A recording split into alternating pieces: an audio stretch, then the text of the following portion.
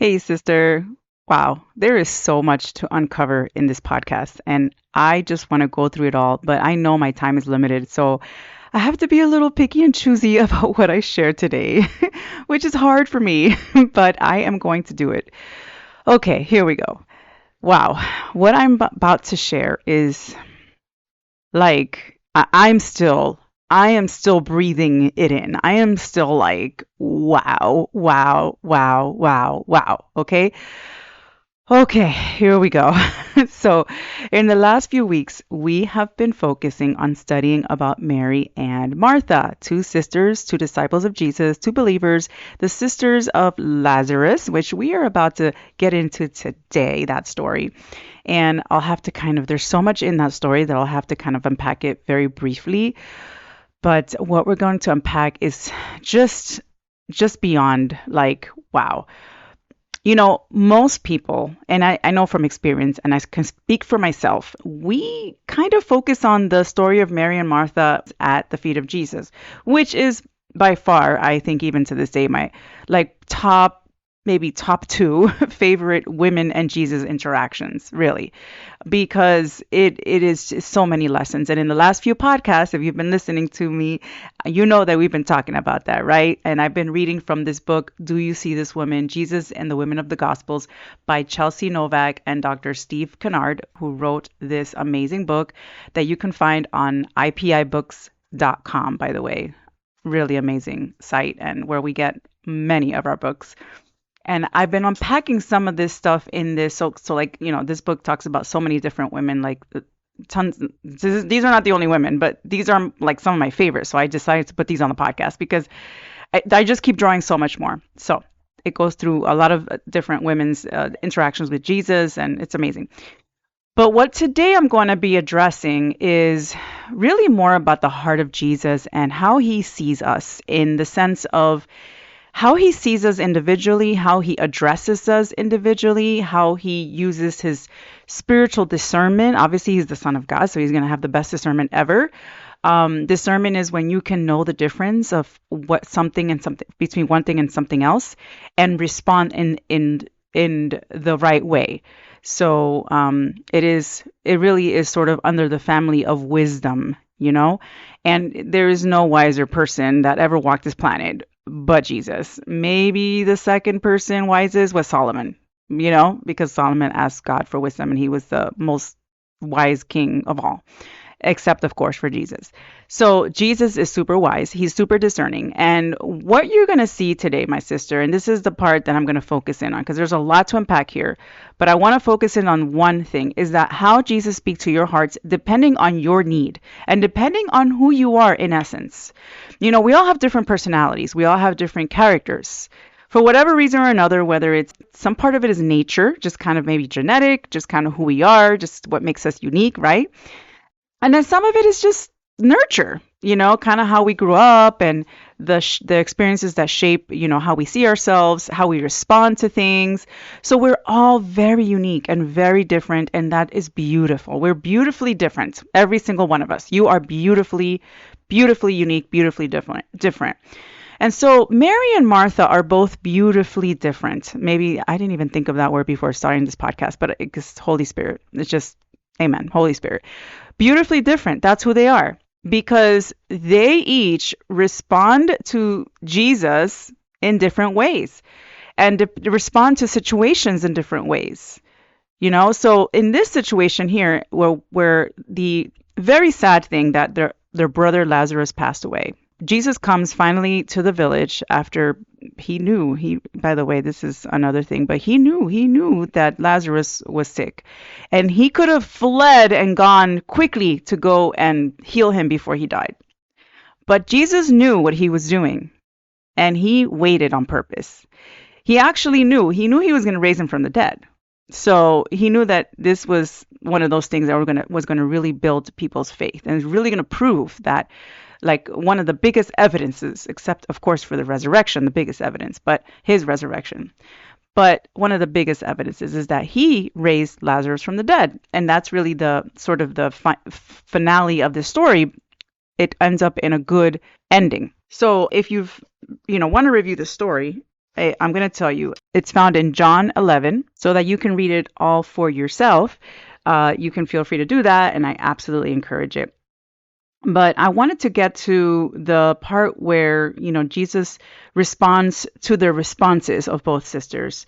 So he finally comes into this town, and Martha goes to him. Like, he's coming in, he's about to go to their house, and Martha goes and meets him first. And then Martha, I'll read to you this part briefly. When Martha heard that Jesus was coming, she went and met him, but Mary remained seated in the house. Martha said to Jesus, Lord, if you had been here, my brother would not have died. But even now, I know that whatever you ask from God, God will give you. Jesus said to her, your brother will rise again. Martha said to him, I know that he will rise again in the resurrection on the last day. Jesus said to her, I am the resurrection and the life. Whoever believes in me, though he die, yet shall he live. And everyone who lives and believes in me shall never die. Do you believe this? She said to him, Yes, Lord, I believe that you are the Christ, the Son of God, who is coming into the world. So if you notice, their conversation is kind of intellectual, right? I mean, Martha is brokenhearted. Don't get this wrong. Like, she's sad. She goes and she's like, "Why didn't you get here earlier? He could have, like he could have lived if you." So she believed. She obviously had faith, right? And she was like, "You see, Jesus, like if you would have been here." And so she addresses him sort of in a more intellectual way, and she goes to him. Now, she's still brokenhearted. Mary is also brokenhearted, but Mary doesn't go to Jesus. In fact, it's Martha who has to go to Mary. And I want to read a little part of this book just to kind of break it down a little bit so you can kind of see what Martha does here. Well, what Martha does. She does three things. It says here, in the midst of grief, Martha does three things. First, she goes out to meet Jesus. All she heard from Jesus at this point was silence, but she initiated contact with him. Okay, then I'm going to skip down to the second is that she declares her faith. She says, Lord, if you had been here, my brother would not have died. But even now, I know that whatever you ask from God, God will give to you. Okay, and then the third is that Martha goes and gets her sister after Jesus tells her to go get her. So then it says, when she had said this, she went and called her sister Mary, saying in private, the teacher is here and is calling for you. And when she heard it, she rose quickly to meet and went to meet him. Now Jesus had not yet come into the village, but was still in the place where Martha had met him. When the Jews who were in her house consoling her, saw Mary rise and go out, they followed her, supposing that she was going to go to the tomb to weep there. Now when Mary came to where Jesus was and saw him, she fell at his feet, saying to him, Lord, if you had been here, my brother would not have died. When Jesus saw her weeping, and the Jews who had come with her also weeping, he was deeply moved in spirit and greatly troubled. And then he said, Where have you laid him? They said to him, Lord, come and see. Jesus wept. So the Jews said, See how he loved him. Martha immediately goes from declaring Christ as the Messiah to calling her sister. True faith acts. When we see our sisters in pain or withdrawing from others, we need to act. Martha brought her to Jesus. This is an example of women helping women, women empowering women, and women bringing women to Jesus. Martha tells Mary, the teacher is here and is calling for you, in verse 28. Jesus pursued Mary in her time of hiding. It's interesting to notice the differences between these sisters. Martha went to find Jesus, but Mary needed Jesus to come find her. Or perhaps Mary needed Martha to bring her to Jesus. At times, we need our sisters to pursue us the way Jesus does and bring us back to Jesus. Jesus was willing to meet the sisters' individual needs. Jesus meets us where we are. That is powerful, my sister. That is so powerful. It says here, to each sister, Jesus gave different things. Each sister said the same thing to Jesus. Lord, if you had been here, my brother would not have died. But Jesus responded to them differently. Timothy Keller gives an amazing lesson on these two sisters. In his lesson, he says, to Martha, he gave the ministry of truth. To Mary, he gave tears. Jesus spoke to Martha's mind and Mary's heart. Different women need different responses at different times. Women need more than a one-size-fits-all approach. Some women will go out looking for Jesus. Some will hide and will need to be pursued. Some women in pain can express their needs, others can't. They need someone to draw them out. Some women need to connect to Jesus intellectually. Some prefer emotional connection. Both are important. There are times when a person needs both. The point is that Jesus had the discernment and compassion to give each of them different things because they were different. Jesus cares enough about women to give what they need individually. Wow. So, right there, I can literally just stop this podcast because it's just like, but wow. Like the insight I got, I never really like knew. Like I know this story. I've read it like I don't know how many times, But what Chelsea points out in this book is is so insightful. Is so just like mind blowing. And just the fact that how Jesus meets us where we are.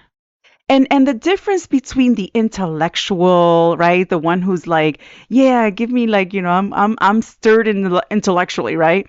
And the other women who are like more stirred emotionally. And we all are emotional beings. Okay, every single one of us wants some intellect, and every single one of us wants some emotions. It's all of us have some of that, right? But some of us are more in tuned with perhaps we can connect better emotionally, and some of us can connect better intellectually. Like you can, love Bible study and be like a Bible nerd, right? Like quote unquote, right? Just like yeah, I just love everything theology, and it just stirs your heart, and just does wonders for your faith and gets you excited when someone else is like, yeah, I appreciate theology, but really, I want to see how much Jesus loves me. Really, I want to connect with him. I want to pray. I want to feel him. You know what I mean? Like, I get that because I experience both. I am one that I can be intellectual and I can be emotional. I can do two. I'm probably more on the intellectual side, but the emotions have come out over the past, I probably since being a mom for the third time of my little girl, having a daughter really, I think, has been bringing out more of my emotions. Like, it's crazy. I don't know what it is, right? Having two boys and then a girl. I'll tell you a true story. This is something that really hit me today because my daughter, and this literally just happened today. I did not even plan to put this on the podcast, okay? But this story I think will really resonate because oh boy. So, my daughter went out with my husband to go to this place where the kids play, and she had so much fun. She had woken up a little earlier than usual, and my daughter, she's like me in the sense that when she's tired, she can get in a bad mood, right? Well, me, I know how to deny myself and take off my cross and follow Jesus, right? Like it says in the Bible. And so if I'm in a bad mood, I really try to control it. I really try to, like be kinder and I try, right? Sometimes I don't do a great job, but I'm a grown up and I can control that. Well, with her, she's 7 years old. It's hard for her to control that still, right? So when she's tired, so she comes in and she's emotional and she's practically crying, and I'm like, what's wrong? And she's like, I'm so tired. I'm like, but she's also hungry, and it's not even bedtime yet. It's like 2 hours from bedtime, and I just made dinner. Dinner's almost ready, and she's like, I want to eat now. Like it just whole thing, right? So I try to do the mom thing, the nurture thing, and it just keeps like not working. And I'm like, oh, you know what? I just can't. I'm sorry. And I'm just like, just you're being rude, and dad too. Like you stop being rude. I know you're tired. You gotta understand. We're trying to talk to her. We're even trying to like reason with her. We're trying to reason with her. Listen, remember, sweetie, you get in a bad mood. You're just in a bad mood right now. Remember what we talked about. When you're in a bad mood, you can choose a good attitude. We taught her all those things, right? But she was not having it. The girl was exhausted. Okay, and I just like, okay, Lord. So she went to her room. She's about to close her door, and I go in and just discernment. Like thank God that he has helped me so much to learn these things, because to really read my children. And mothers are just, if you're a mom, you are so blessed with this, and it is a power that God is giving you to really discern with your child. And we all have it. Some of us probably need a little more practice than others, and I've needed that. So I've been learning so much. So I go and you know what I do? I just say, come here. Come here, sweetie. Come with mommy. And I take her and I hold her hand and I say, come sit with me. You want to sit with me? Okay, come sit with me. And I'm here and my meal is in front of me and her meal and she's not touching it because I cut the sandwich in half and she didn't like the way it looked and she was already fussing before and I just said, it's okay. So I held her for a couple minutes. My husband's there eating and he's like, all right. He's letting me deal with it. And so after a while, then she starts getting a little upset again. And I say, okay, do you want mommy sandwich? Because I hadn't I hadn't cut mine in half. She's like, yeah. I said, okay, I'll give you my sandwich. Here you go. And then I took hers. It was like a turkey burger. And so I said, okay. And I gave it to her. Oh, but it was still hot. I say, okay, no worries. Here. And so I show her one of her favorite musical videos that she loved to watch because she was exhausted. So I say, here's the favorite, one of their favorite songs, like where these cartoons are dancing or whatever. So I know that would encourage her and would kind of keep her mind off the emotions for a while her food cooled off. And sure enough, it worked. And then she ate her sandwich, her burger, and then immediately I was like, hey, your dad I think he had bought some bought some donuts. And I was like, hey, do you want the donut? I'm like, all right, well, let's go take a shower first. Cause she's like dirty from thing earlier. She didn't want to have a shower. So I was like, and then we can have the donut. And guess what? You and mommy can go finish watching the movie. You remember from yesterday? Yeah, let's do it. She got excited. We go and we get ready and she takes a shower and then we come back and we grab the donut and we sit in front of the TV and I'm holding her and we're watching the cartoon, the movie, and it was just the rest of the night was peaceful. She went to sleep peacefully. We were bonding. We spent time together. I spoke to her in her heart, to her heart, because that's what she needed, because she was not having the intellectual at the moment. It was like an out of body experience for her when she's exhausted, and especially as a 7-year-old girl. Well, that's one example, but doesn't that happen to you and I sometimes? And it may not be because you're tired. It may be something completely different. You're worried about something, you're emotional about something else, and you're just not having it. Someone's trying to explain something to you, or and you're just like, but sometimes you need that connection. You need someone to show you that they care, to speak to you gently, or just to listen to you. Other times you don't need that. Other times you just want to have a nice conversation with someone. Just, hey, that's how you connect.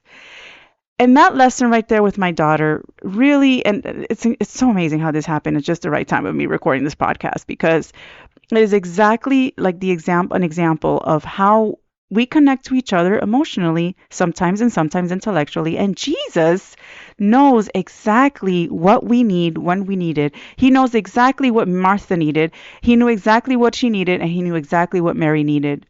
And they were both comforted. And not only that, but he goes and he raises Lazarus from the dead, right? And there's so much more to this story. I mean, I can unpack so many more things, like Jesus wept. Like that right there was that emotional connection, you know what I mean? Showing her and everyone. Really, like it wasn't a show. He like actually cried. He actually not just cried, he wept, right? Because he was moved by the sisters and the crowd, the friends and family that were grieving, that even though he knew he was going to raise Lazarus from the dead, he was touched, because look at what death does to people. And he had to be, I'm sure he was indignant too, you know what I mean? Because that was death. But you know what? Here's the good news. He overcame death when he went to the cross and he resurrected. He died on that cross for you and me, my sister, and he resurrected on the third day. He's with our dad in heaven, and he's going to come back.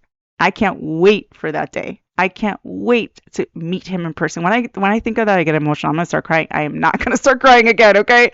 Because I picture that and I'm just like, "Oh my goodness," like just the hug and I don't even know what I would do. But it will happen.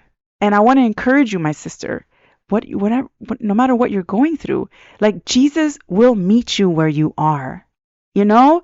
And sometimes you're going to have a hard time coming to him. Sometimes you won't feel like coming to him, depending on your grief, what you're going through. But know that he's going to come to you. He's going to come to you. And sometimes he will send someone to go get you. That's where we need our sisters. That's where we need our community. We need our sisters around us, my sister. We need each other so much. Okay? So, if you want to be a part of a sisterhood and you are on Facebook, by the way, if you are on social media, and if not, I have another way for you. It's okay. You can just sign up for my newsletter, my monthly, I write a monthly love letter. You can go to theintentionalchristianwoman.com, sign up, and you'll be a part of that community, and we'll be in touch there. Otherwise, you can go on Facebook. I just reactivated my Facebook group, and so feel free to sign up. Just go to bit.ly/. Let's be intentional. bit.ly/let's be intentional. You're welcome to come and join us in that community. And that's all for today, my sister. I hope and pray that you were encouraged. I pray that this really did something for your heart, that this really kind of gave you some insight, just kind of a light bulb went up and go, wow, just like it did with me. I feel like I'm still processing it. You know what I mean? I just love, I'm a Bible nerd. Sorry. I love the Bible. I love Jesus, right? All right, my sister. I love you, and I'll see you in the next episode. Sister, I truly pray that this episode has blessed you and has encouraged your heart today. If it did, would you share it with a friend? Also, would you leave me a review? Not only do I love reading my reviews, the reviews actually help the show be found by others who could use the encouragement. And if you want more resources that could help your walk with God, simply visit theintentionalchristianwoman.com. You'll find all kinds of goodness in there. Sister, know that I love you and I am praying for you, and I will see you in the next episode.